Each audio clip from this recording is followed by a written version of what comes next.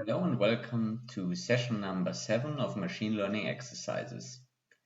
In this session, we'll talk about support vector machines and the Bayes classifier or Bayes classifier. So in exercise 1a, we will explain the functionality of the support vector classifier as a generalization of the maximum margin classifier. I don't know if you've called it by the name of maximum margin classifier in the lectures, but I think you will understand what I mean with that. So it's basically just the support vector classifier without the possibility of a slack variable and therefore a fixed margin and not a soft margin. So let's start with the maximum margin classifier.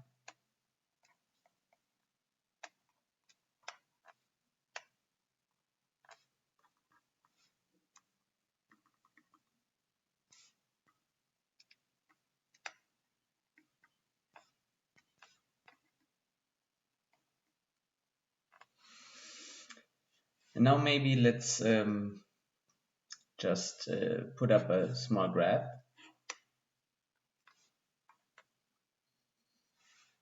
So let's say we have some data points here of one class and then here some of another class.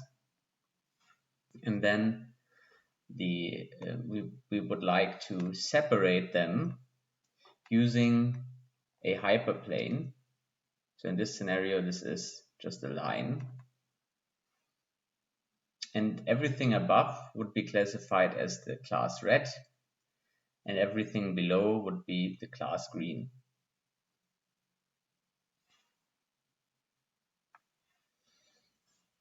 So the data in this scenario would be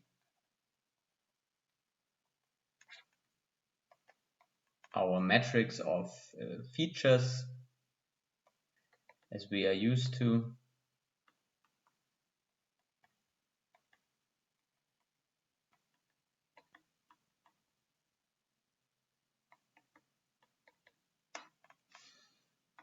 And targets, so the vector of targets.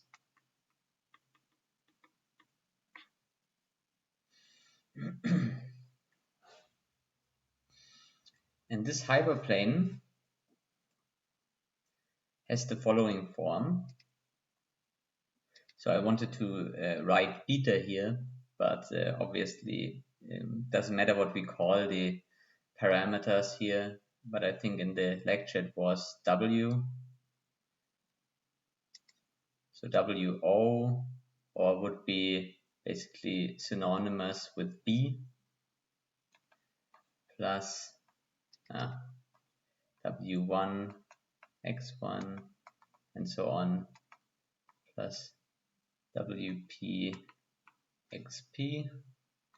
And that's, if this is equal to 0, then this basically defines the hyperplane here.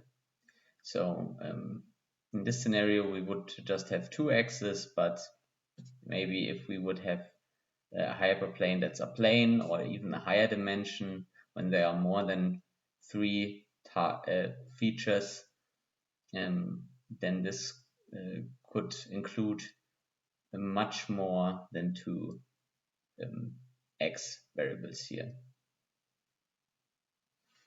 So, and if this is greater than 0, then the point lies above the hyperplane. And logically, if it's below 0, if it's smaller than 0, then the point is below the hyperplane.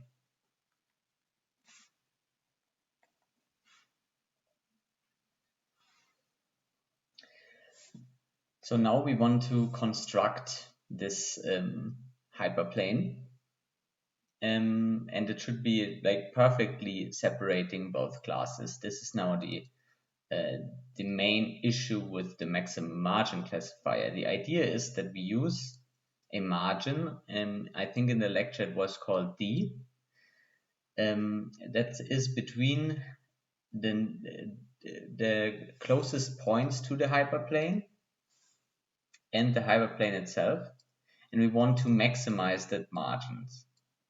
Why do we want to maximize the margin? Why does that matter? Well, because if we would have a hyperplane that's very close to a point, then the possibility that there are points that would belong to that class, for example, red, could also lie on the wrong side of the hyperplane, but are not included in this set, in our data set. Okay, because if it's just a small margin here, then there could be a reasonable red point, for example, here, and it would, and if the hyperplane would separate it right at the point, at this red point, then it would be misclassified. So we want to maximize the margin because the further the points are away from the hyperplane, the more confident we are in our prediction that this point is actually of a certain class. So let's note it down.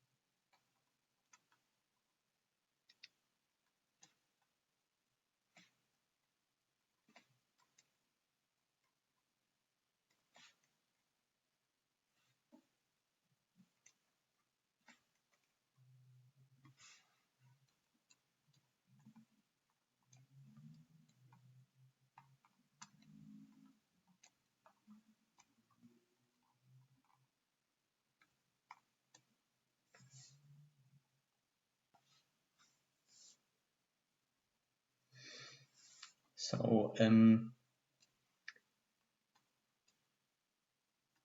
what would the optimization look like? So we want to maximize the distance.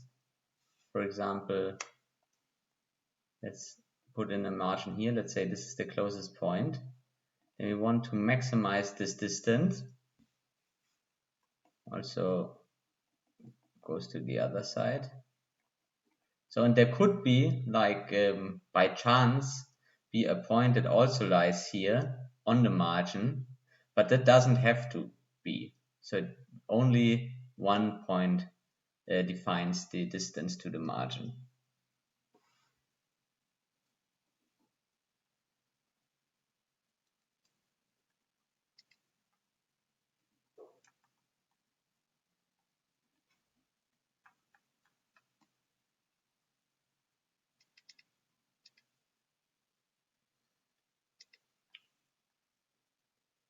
So we maximize D using our parameters.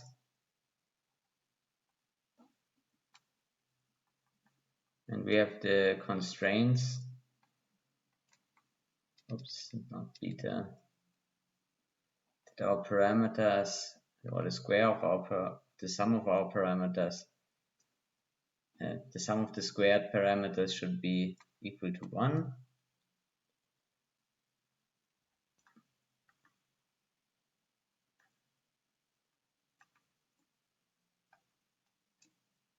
And then the second condition are not beta.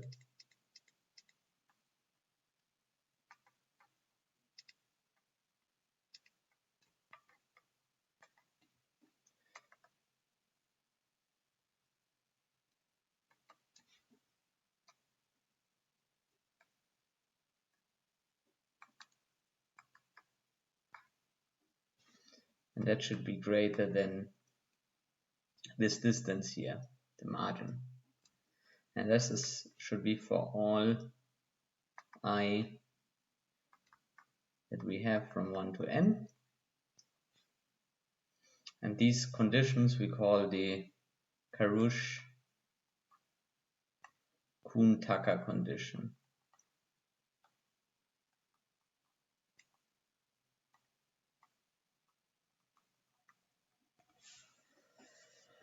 Now, what is the problem with this optimization or with this maximizer in general?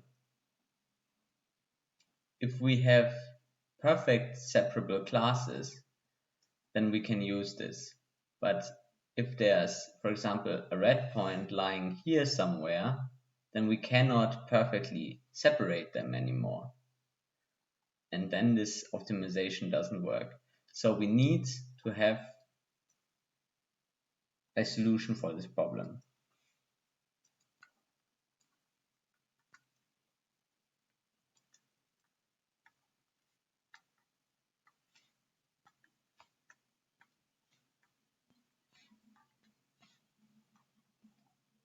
So emphasis is on the perfectly.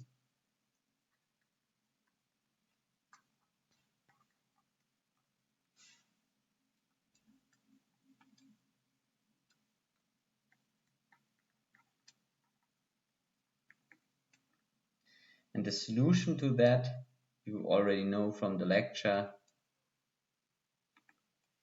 is to use a soft margin.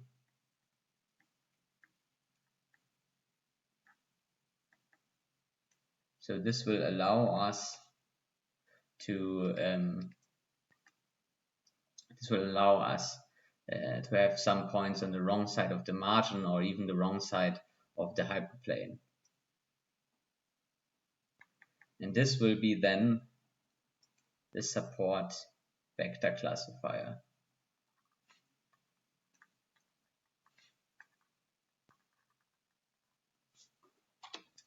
So how do we implement this?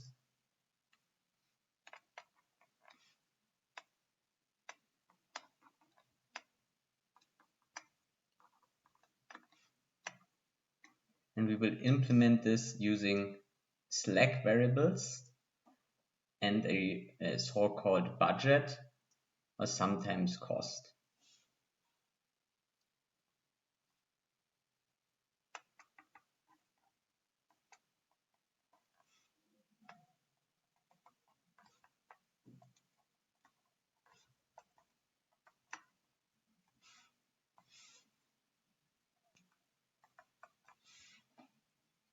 So our optimization problem will have the following form.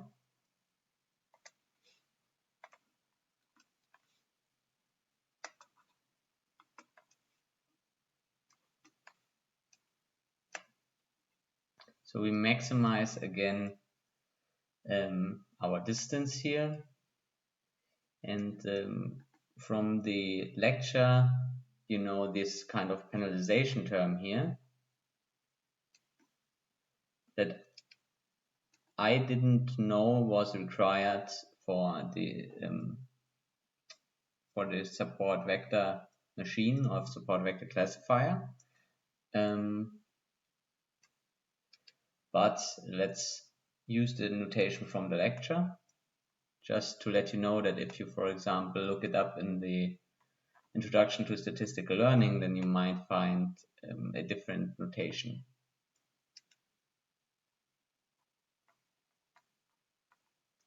And there's a slack variable for every point. Okay, so not for every variable or for every feature, but for every point, so from 1 to n. And we will also discuss what this means in the end. If a slack variable has a certain value.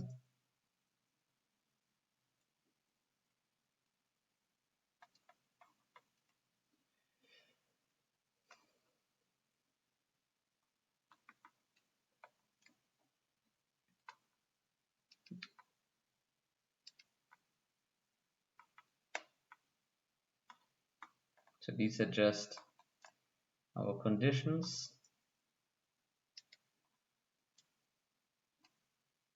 Not beta, always the same mistake.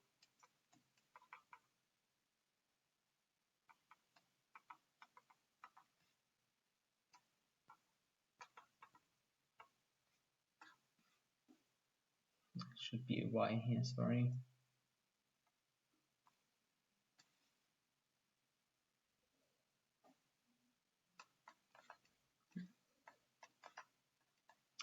That's now not greater or equal than 1, but 1 minus the individual slack variable. And the slack variables must all be greater than 0. And then the sum of the slack variables should be smaller or equal to c. And this is now the budget. And what does the budget do? It's a tuning parameter or hypertuning parameter that you can adjust in your function. For example, later then in the when we come to the application part of this exercise, you will see that, and it regulates the bias variance trade-off, because if it's very low, then we won't allow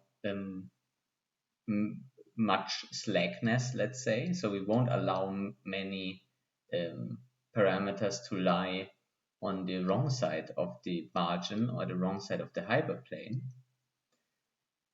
But we will have a lower bias, therefore, but a higher variance, because if we change the set, then there might be much more points lying on the wrong side of the margin or the hyperplane. And also, if we change the training set, that would mean that we could get a totally different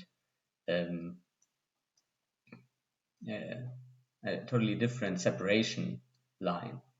Okay, the hyperplane would look quite differently.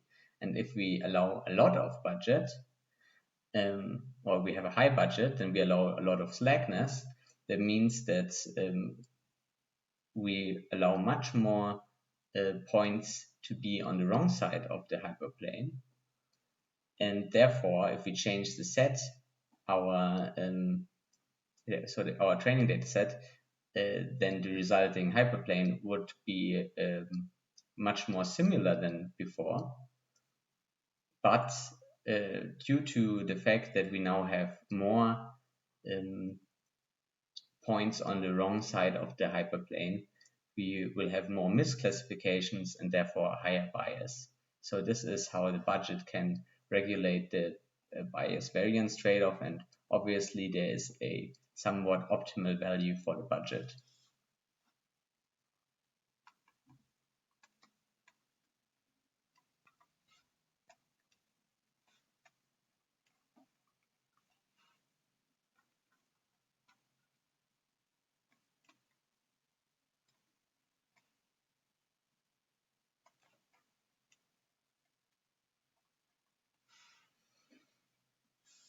And we can solve this now with a Lagrangian.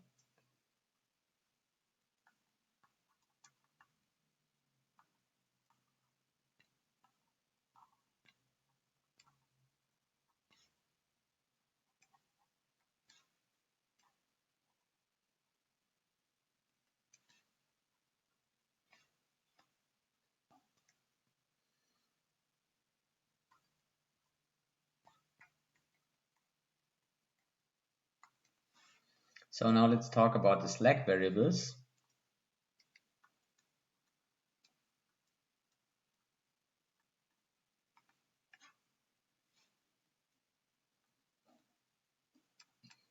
So as I said, they are for all the individuals.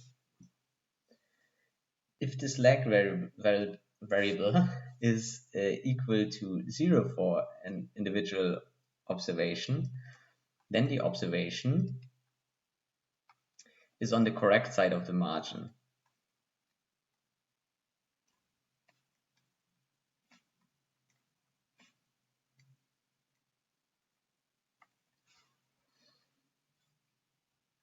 If it is greater than 0,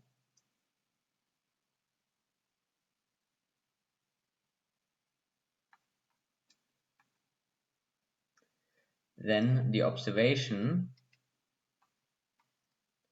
is on the wrong side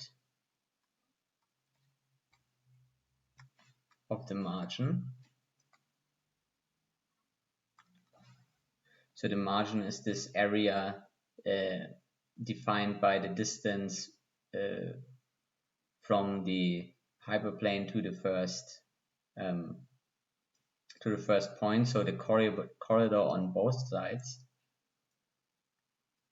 And then if the slack variable is greater than 1 for an observation, this observation is on the wrong side of the hyperplane, so misclassified.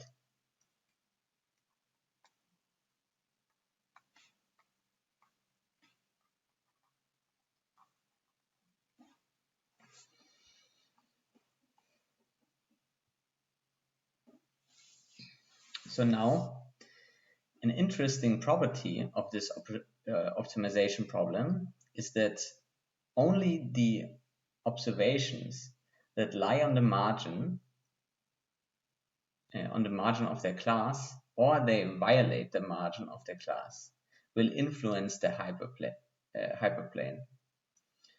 And those we call support vectors. So those are the ones that really define where the hyperplane lies. All others are irrelevant.